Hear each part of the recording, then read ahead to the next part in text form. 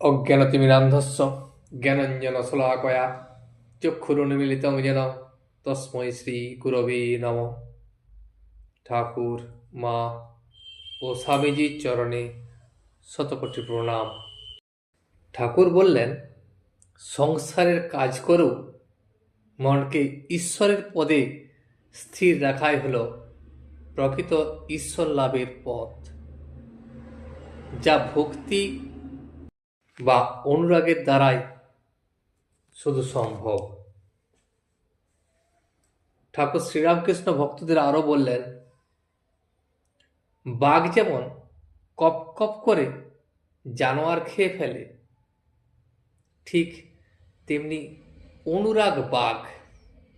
মনের মধ্যে যদি অনুরাগ থাকে, সেই অনুরাগ বাঘ ষড়রিপু, যেমন কাম, ক্রোধ প্রভৃতি যেসব রিপুগুলি আছে, সেই রিপুগুলিকে খেয়ে ফেলে। আর ঈশ্বরে একবার যদি অনুরাগ হয়, তাহলে কাম ক্রোধাদি আর থাকে না। গোপীদের ঠিক এই অবস্থা হয়েছিল। গোপীদের কৃষ্ণে অনুরাগ ছিল। আবার কথা আছে অনুরাগ অঞ্জন।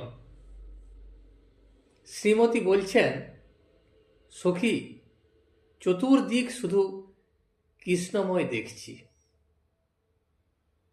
তখন সখীরা তাকে বললে, সখী, তুমি অনুরাগ অঞ্জন চোখে দিয়েছ, সেই অনুরাগ অঞ্জনের জন্যই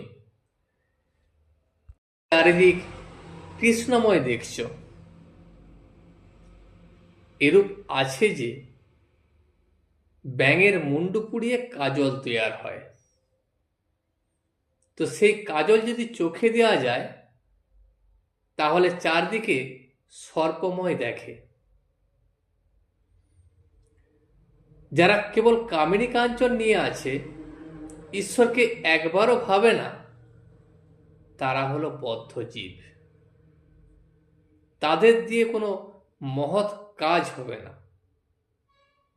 যেমন কাকে ঠোকরানো আম ঠাকুরের সেবায় লাগে না, এমনকি নিজেও যদি খেতে ইচ্ছে যায়, তখন সন্দেহ হয়, তাই তো খাবো কিনা। বদ্ধ জীবেরা হলো সংসারী জীব, তারা বদ্ধ জীব। এরা যেমন গুটি পোকা, মনে করলে কেটে বেরিয়ে আসতে পারে। সেই গুটির ভেতর থেকে তারা বাইরে বেরিয়ে আসতে পারে, কিন্তু মায়া নিজে ঘর বানিয়েছে, তা ছেড়ে আসতে মায়া হয়। সে মায়ার জন্যই তারা ফাঁকে বেরিয়ে আসে না। তারপর শেষে মৃত্যু হয়। যারা মুক্ত জীব, তারা কামিনী কাঞ্চনের বশ নয়। যেমন কোনো কোনো গুটি পোকা অত যত্নের গুটি কেটে বাইরে বেরিয়ে আসে, সে তো দু একটা মাত্র। মায়াতে ভুলিয়ে রাখে। দু একজনের জ্ঞান হয়, তারা মায়ার ভেলকিতে ভোলে না। তারা কামিনী কাঞ্চনের বশ হয় না। যেমন আতুর ঘরের ধুলাহাড়ির খোলা যে পায়ে পড়ে, তার বাজি করে ড্যাম ড্যাম শব্দের ভেলকি লাগে না। বাজিকর কি করছে না করছে সে ঠিক দেখতে পায়। সাধন সিদ্ধ ও কৃপা সিদ্ধ। কেউ কেউ অনেক কষ্টে খেতে জল ছেঁচে আনে, আর আনতে পারলেই ফসল হয়। কাউকে আবার জল ছেঁচতেই হয় না, বৃষ্টির জলে গোটা মাঠ আপনা হতে ভেসে যায়। তাকে কষ্ট করে আর জল আনতে হয় না। এই মায়ার হাত থেকে এড়াতে সাধন করতে হয়, খুব কষ্ট করে সাধন করতে হয়। আর কৃপা সিদ্ধের যদি কষ্ট করতে হয় না, যারা কৃপা সিদ্ধ তাদের আপনা হতেই সব কিছু হয়ে যায়, তাদের আর কষ্ট করতে হয় না। সে তো মাত্র 2-1 জনা। আর যারা নিত্য সিদ্ধ, এদের জন্মে জন্মে জ্ঞান চৈতন্য হয়ে আছে। যেমন ফোয়ারা বুঝে আছে, মিস্ত্রি এটা খুলতে ওটা খুলতে শেষে ফোয়ারাটাও খুলে দিলে, আর খুলে দেওয়ার পরই ফরফর করে জল বেরোতে লাগলো। এই নিত্য সিদ্ধের প্রথম অনুরাগ যখন লোকে দেখে তখন অবাক হয়, আর তারা বলে এত ভক্তি বৈরাগ্য প্রেম কোথায় ছিল। ঠাকুর অনুরাগের কথা বলিতেছিলেন, গোপীদের অনুরাগের কথা। আবার গান হইতে লাগিল। রামলাল গাইতেছেন, নাথ তুমি সর্বস্ব আমার, প্রাণাধার সারাৎসার, নাহি তোমা বিনে কেহ ত্রিভুবনে বলিবার আপনার। তুমি সুখ শান্তি সহায় সম্বল, সম্পদ ঐশ্বর্য জ্ঞান বুদ্ধি বল। তুমি বাসগৃহ আরামের স্থল, আত্মীয় বন্ধু পরিবার। তুমি ইহকাল, তুমি পরিত্রাণ, তুমি পরকাল, তুমি স্বর্গধাম। তুমি স্বাস্থ্যবিধি গুরু কল্পতরু, অনন্ত সুখের আধার। তুমি হে উপায়, তুমি হে উদ্দেশ্য, তুমি ষষ্ঠা পাতা, তুমি হে উপাস্য। দণ্ডদাতা পিতা, স্নেহময়ী মাতা, ভবার্ণবে কর্ণধার তুমি। ঠাকুর তখন ভক্তদেরকে বললেন, আহা কি গান, তুমি সর্বস্ব আমার। গোপীরা অক্রুর আসবার পর শ্রীমতীকে বললে, রাধে তোমার সর্বস্ব ধন হরে নিতে এসেছে। এই ভালোবাসা, ভগবানের জন্য এই ব্যাকুলতা।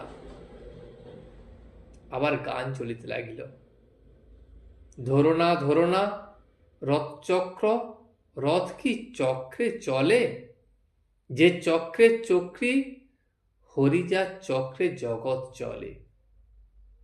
প্যারি কার তরে আর গাঁথো হার যতনে। ঠাকুর গান শুনিতেছিলেন।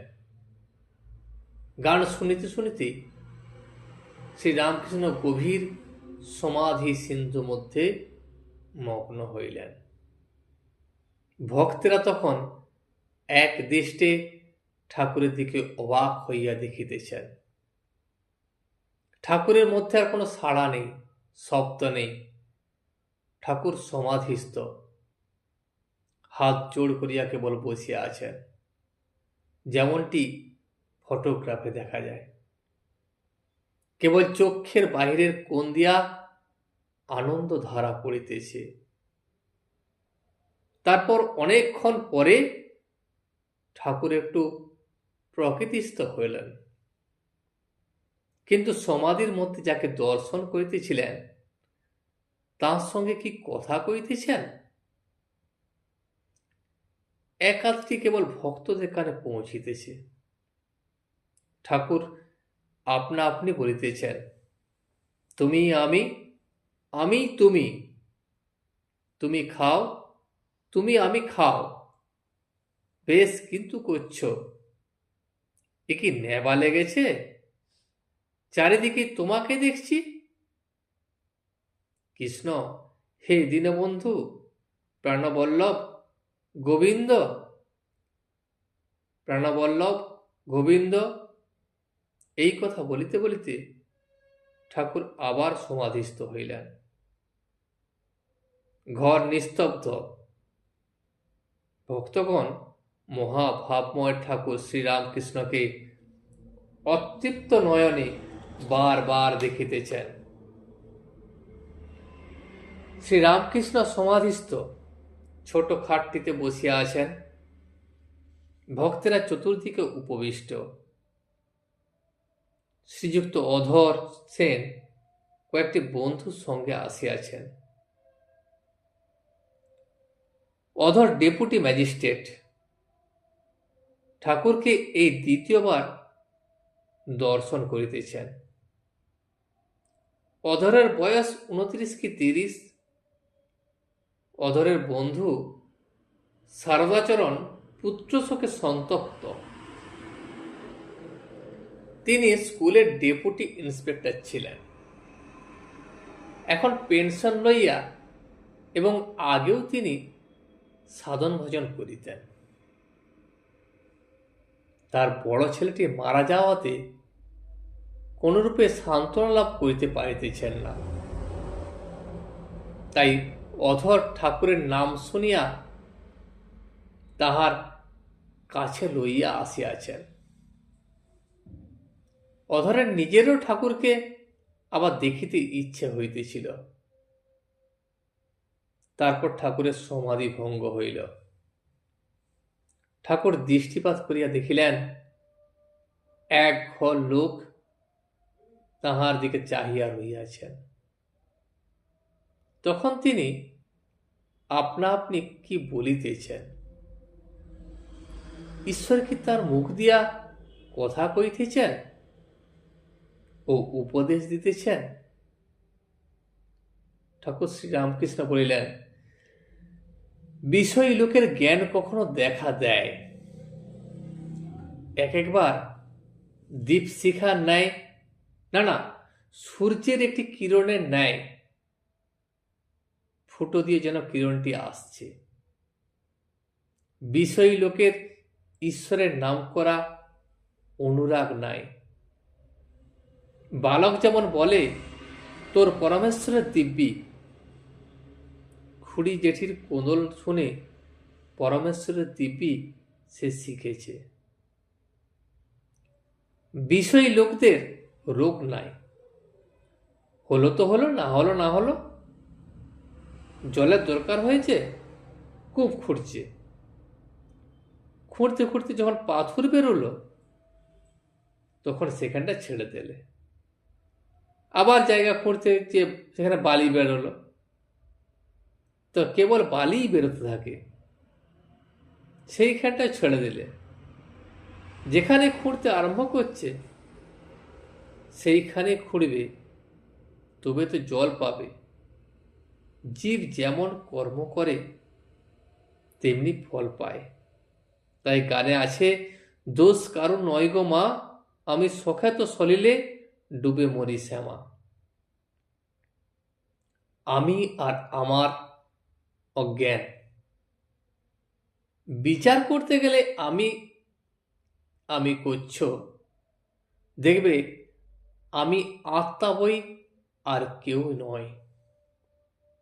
তুমি বিচার করো, তুমি শরীর, না হাড়, না মাংস, না আর কিছু।